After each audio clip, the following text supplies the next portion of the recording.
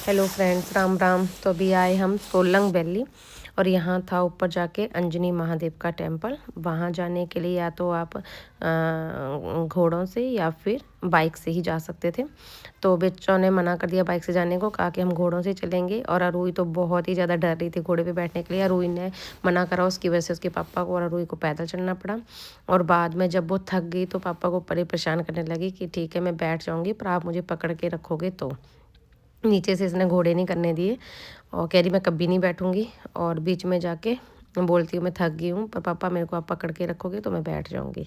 फिर हम पहुँच गए यहाँ पर अंजनी महादेव में, जय अंजनी महादेव। और फिर यहाँ पे बहुत ज़्यादा ठंड थी, बहुत ही ज़्यादा ठंड। ये जो टेम्पल है ये वहाँ लोकल बंदे कह रहे थे कि यहाँ पे जो शिवलिंग है वो बर्फ़ के बनते हैं, जो पिंडी है ये भी नेचुरल है। और यहाँ पे 12 महीने जलाभिषेक होता रहता है पिंडी के ऊपर से। जो जलाभिषेक होता है वो प्रॉपर पिंडी के ऊपर ही गिरता है पानी। तो ये रहा अंजनी महादेव का टेम्पल, जो कि नेचुरल है सारा। और यहाँ पे बहुत ज़्यादा, वो कहते हैं पिंडी भी बर्फ़ से बन जाती है, पर बर्फ़ इस टाइम ज़्यादा पड़ी नहीं थी। तो आप देख ही पा रहे होंगे नंदी जी भी ढक गए हैं बर्फ़ से, और पिंडी भी कह रहे बहुत बड़ी पिंडी बन जाती है, पर अभी बर्फ़ पड़ी नहीं है, इस कारण बर्फ़ कम है यहाँ पे। पर जलाभिषेक यहाँ पे प्रॉपर आप देख पा रहे होंगे वीडियो में कि प्रॉपर जो पिंडी है उनका जलाभिषेक हमेशा होता रहता है। यहाँ पे लगातार यहाँ पे जलाभिषेक होता रहता है। देखो ये नेचुरल चीज़ें अपने आप, जो भी पानी का झरना है ये पूरा पिंडी के ऊपर ही गिरता है हमेशा। और बहुत ही प्यारा लग रहा था यहाँ पर। सब कह रहे थे कि ये 12 महीने चला रहता है पानी।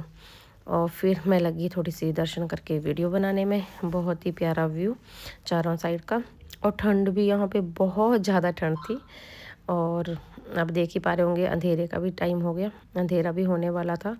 तो हम फिर चल पड़े यहाँ से वापस, अंधेरा लग गया था होने।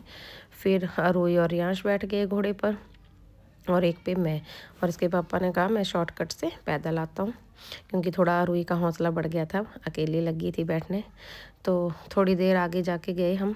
फिर रियांश कह रहा कि मैं नहीं बैठूंगा साथ में, क्योंकि मुझे पेन हो रहा है, दीदी मेरे को धक्का मारे जा रही है आगे आगे को, तो मैं नहीं बैठूंगा दीदी के साथ। तो मैंने कहा अभी बहुत दूर है।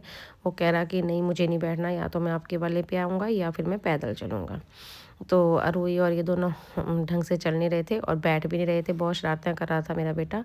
तो आगे से कुछ आदमी, एक घोड़े वाला आया, उसने कहा कि बच्चे ढंग से नहीं बैठे हैं, बच्चों को ढंग से बैठाओ।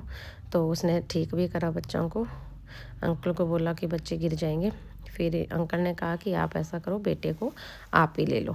फिर अरुई बैठी अकेली, तो उसके पापा चिढ़ा रहे थे कि मेरी बेटी बैठी है रानी लक्ष्मीबाई, झांसी रानी लक्ष्मीबाई की तरह अकेले, और ये दोनों माँ बेटे बैठे हैं साथ में।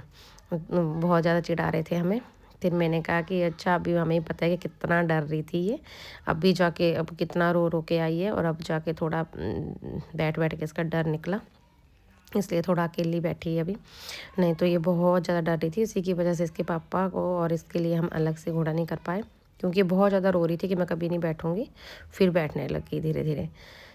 फिर आगे हम थोड़ा और नीचे नीचे आते आते अंधेरे में, और घोड़े फास्ट चल रहे थे तो और ज़्यादा डर लग रहा था कि कहीं गिरा ना दें। फिर रियांश कह रहा कि मुझे और ज़्यादा दर्द हो रही है मम्मा, अब मुझे नहीं बैठना, मैं पापा के साथ पैदल ही जाऊँगा, आप दोनों ही आओ घोड़ों के ऊपर, मैं नहीं आऊँगा अब। फिर आर्यांश और इसके पापा चले पैदल, और मैं और अरुई आए घोड़ों के ऊपर। तो जय अंजनी महादेव।